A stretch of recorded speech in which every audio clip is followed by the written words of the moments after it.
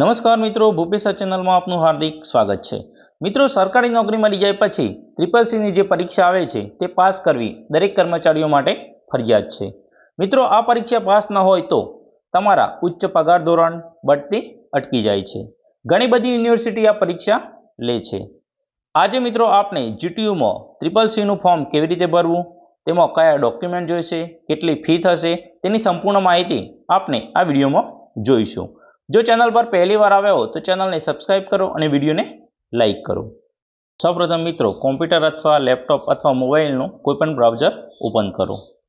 तेमा मित्रों ccc.gtu.ac.in type करो तो सौप्रथम जो वेबसाइट आए तेना पर क्लिक करो एटले मित्रों आ रीतनु इंटरफेस आवशे। तेमा मित्रों पहली बार परीक्षा माटे ऑनलाइन अरजी करवा माटेना पगला एवुं लखेलुं हशे। त्यां मित्रों अमुक सूचना आपेली छे ते तमारे वांची लेवी। सौप्रथम उम्मीदवार ने पोतानो मोबाइल नंबर, मेल आईडी और पूरुं नाम और पान कार्ड नंबर दाखल करवानुं आवशे। त्यारबाद मित्रों सर्विस बुक में जे नाम होय ते प्रमाणे नाम लखवानुं रहेशे। त्यारबाद मित्रों तमे आ परीक्षा शाना कया कारणसर आपी रह्या छो, शाना माटे आपो छो ते અહીંથી सिलेक्ट करवानुं रहेशे। उच्च पगार धोरण माटे, बढती माटे के लांबा गाळानी निमणूकनी बहाली माटे ते तमारे सिलेक्ट करवानुं रहेशे। त्यारबाद सबमिट बटन पर क्लिक करशो एटले तमारुं रजिस्ट्रेशन थई जशे अने तमारा मेल आईडी पर एक एप्लिकेशन नंबर अने पासवर्ड आवशे। तो मित्रों आ रजिस्ट्रेशन केवी रीते करवुं ते आपणे जोईए। तो सौप्रथम मित्रों बे ऑप्शन आपेला छे, एक रजिस्ट्रेशन अने लॉगिन। जे एप्लिकेशन नंबर नथी एटले सौप्रथम बार जे रजिस्ट्रेशन करे छे ते रजिस्ट्रेशन पर क्लिक करशे। जो मित्रों क्लिक करशो एटले आ रीतनुं इंटरफेस आवशे। तेमां सौप्रथम तमारो mobile number, mail ID, PAN card number अने सर्विस बुक प्रमाणे तमारुं जे नाम छे ते અહીં एंटर करवानुं रहेशे। त्यारबाद तमे जेना माटे परीक्षा आपता होय ते અહીંથી सिलेक्ट करवानुं रहेशे।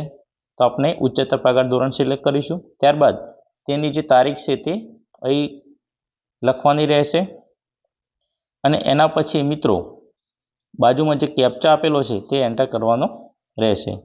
त्यारबाद क्लिक हर स्टार्ट रजिस्ट्रेशन एना पर क्लिक करशो एटले तमारुं जे रजिस्ट्रेशन छे ए सक्सेसफुली थई जशे अने तमारा मेल पर एक पासवर्ड अने एप्लिकेशन नंबर आवशे। मित्रों मेल पर जे एप्लिकेशन नंबर अने पासवर्ड आव्यो होय ते लॉगिन पर क्लिक करशो एटले आ रीतनुं जे पेज आवे तेमां एप्लिकेशन अने पासवर्ड नाखी अने लॉगिन करवानुं रहेशे।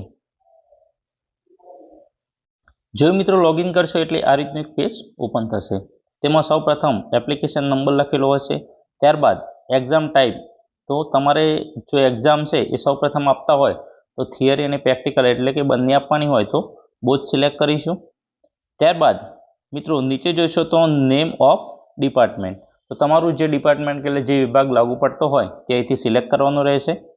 आपणे टीचर छे एटले एज्युकेशन डिपार्टमेंट लागू पड़े तो ते सिलेक्ट करीशुं। त्यारबाद नेम ऑफ इंस्टिट्यूट ऑफिस एटले तमारे जे स्कूल छे शाळानुं नाम लखवानुं रहेशे। त्यारबाद ऑफिस एड्रेस, तो स्कूलनुं जे पूरुं सरनामुं छे ते लखवानुं रहेशे। एना पछी सिटी, डिस्ट्रिक्ट, स्टेट अने पिनकोड नंबर, जे एरियानो पिनकोड नंबर लागू पड़तो होय ते અહીં લખવાનો રહેશે। ત્યારબાદ name of head of institute એટલે કે તમારી શાળાના જે હેડ હોય આચાર્ય સાહેબ તેમનું અહીં નામ લખવાનું રહેશે। ત્યારબાદ તેમનો જે હોદ્દો એટલે ડેઝિગ્નેશન એટલે હોદ્દો હોય તે લખવાનો। ત્યારબાદ તેમનો કોન્ટેક્ટ નંબર લખવાનો રહેશે। એના પછી મિત્રો મેલ એડ્રેસ। ત્યારબાદ આપણું જે એમ્પ્લોય છે તેનું અહીં નામ ઓટોમેટિક આવી જશે। એના પછી એમ્પ્લોયનું ડેઝિગ્નેશન, તો જે મિત્રો મસી તરીકે હોય તે આસિસ્ટન્ટ ટીચર લખવાનું રહેશે। એના પછી પાન કાર્ડ નંબર છે તે આપણે પહેલાં રજિસ્ટ્રેશન વખત લખેલો છે તે ઓટોમેટિક આવી જશે। ત્યારબાદ ડેટ ઓફ બર્થ, તો જન્મ તારીખ લખવાની રહેશે। એના પછી જેન્ડર સિલેક્ટ કરવાનું અને ત્યારબાદ ડેટ ઓફ જોઈનિંગ, એમાં ગવર્મેન્ટ સર્વિસમાં તમે જે તારીખે લાગ્યા હોય તે તારીખ અને ડિપાર્ટમેન્ટ, તો બંને સેમ, મોસ્ટ ઓફ બંને તારીખો સેમ જ હોય છે। એના પછી મિત્રો ડેટ ઓફ રિટાયરમેન્ટ, તો તમે 58 વર્ષે રિટાયર થો તો તમારી જન્મ તારીખથી 58 વર્ષ ગણી અને જે રિટાયરમેન્ટ ડેટ આવતી હોય તે લખવાની રહેશે। એસએસનું આપણે જે આઈ કાર્ડ આવે છે તેમાં પણ તે લખેલી હોય છે। તો મિત્રો આ વિગતો તમામ ભરી અને પછી ચેક કર્યા બાદ નેક્સ્ટ પર ક્લિક કરો। જો મિત્રો નેક્સ્ટ પર ક્લિક કરશો એટલે આ રીતનું એક બીજું પેજ આવશે। તેમાં રેસિડેન્શિયલ એડ્રેસ, તમારું જે એડ્રેસ હોય તે અહીં લખવાનું રહેશે। ત્યારબાદ સિટી, ડિસ્ટ્રિક્ટ, સ્ટેટ અને પિનકોડ નંબર, મેલ આઈડી છે એ ઓટોમેટિક આવી જશે। ત્યારબાદ તમારે જો ફોન નંબર હોય તમારા ઘરે તો ફોન નંબર અથવા મોબાઈલ નંબર તમે લખી શકો છો। આટલું લખ્યા બાદ મિત્રો નેક્સ્ટ પર ક્લિક કરો। જો મિત્રો નેક્સ્ટ પર ક્લિક કરશો એટલે એક બીજું પેજ ઓપન થશે। તો મિત્રો અહીં તમારે ફોટો અને સિગ્નેચર અપલોડ કરવાની છે। ફોટો અને સિગ્નેચર છે તે મિત્રો 100 KB થી ઉપર હોવી જોઈએ નહીં અને ફોર્મેટ છે એ જેપીજી હોવું જોઈએ।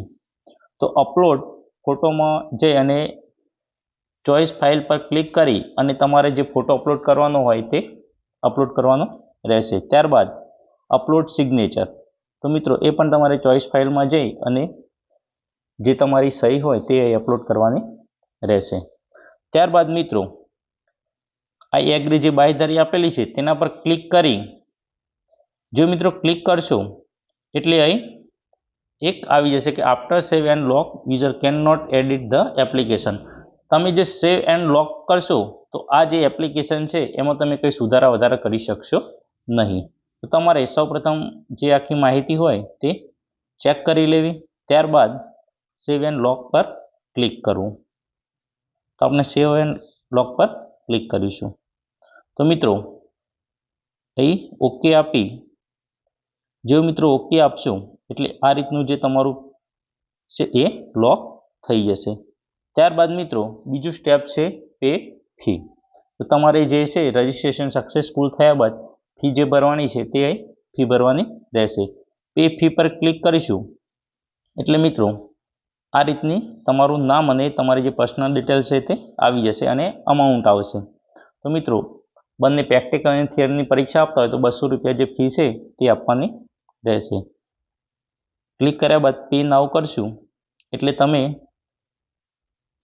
જે પેમેન્ટ છે એ કઈ રીતે કરવા માંગો છો તે અહીં ઓપ્શન આવશે। જો તમે નેટ બેન્કિંગ દ્વારા કરો છો, ક્રેડિટ કાર્ડ દ્વારા કરો છો અથવા ડેબિટ કાર્ડ અથવા યુપીઆઈ દ્વારા અથવા ભીમ એપ દ્વારા, જે દ્વારા તમે પેમેન્ટ કરવા માંગતા હોય તે સિલેક્ટ કરીશું। તો આપણે છે એ યુપીઆઈ દ્વારા પેમેન્ટ કરવા માંગે છે તો સિલેક્ટ કરીશું।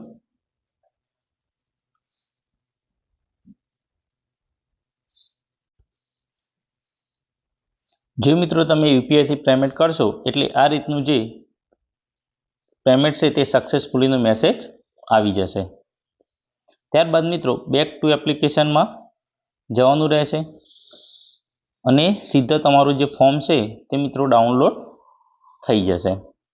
અહીંથી મિત્રો આપણે પ્રિન્ટ કરી દઈશું અથવા પીડીએફ છે તે મિત્રો તમે સેવ કરી દેશો। ઓનલાઈન ફોર્મ ભરાઈ ગયા પછી તેની પ્રિન્ટ કાઢી અને પછી તમારા આચાર્યના સહી સિક્કા કરાવી અને તેની સાથે પેમેન્ટ જે ભર્યું છે તેની ફીની રસીદ અને ઓળખના પુરાવા તરીકે પાન કાર્ડ, આધાર કાર્ડ અથવા કોઈ પણ પુરાવો જોડી અને નીચેના જે સરનામું છે તેના પર તમારે સ્પીડ પોસ્ટ અથવા વ્યક્તિગત આપવાનું રહેશે। તો મિત્રો આ હતી જીટીયુમાં CCC ફોર્મ ઓનલાઈન કેવી રીતે ભરવું તેની સંપૂર્ણ માહિતી। જો વિડીયો ગમ્યો હોય તો વિડીયોને લાઇક કરો, કોમેન્ટ કરો અને તમારા અન્ય મિત્રો અને બીજા ગ્રુપમાં શેર કરો અને જો ચેનલ સબસ્ક્રાઇબ કરવાની બાકી હોય તો ચેનલને અત્યારે સબસ્ક્રાઇબ કરો। Thank you.